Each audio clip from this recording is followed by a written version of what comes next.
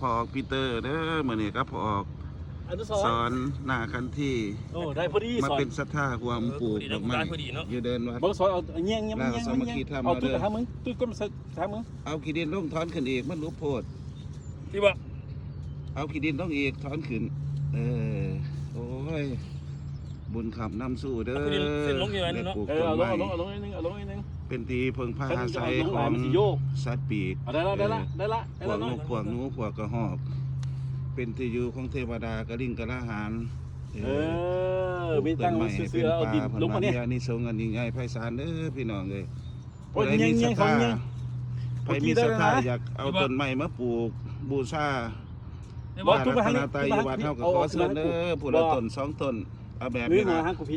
แต่ว่ามีแบบอื่นงามผ่านมากแบบไรกะสอกมาเด้อทั้งมัด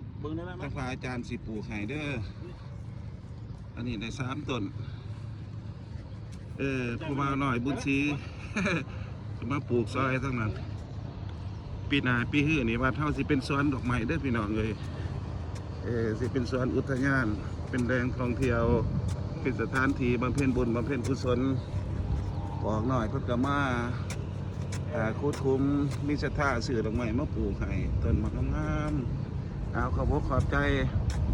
พี่น้องทุกคนทุกท่านเด้อที่เข้ามาติดตามรับเบิ่งรับชม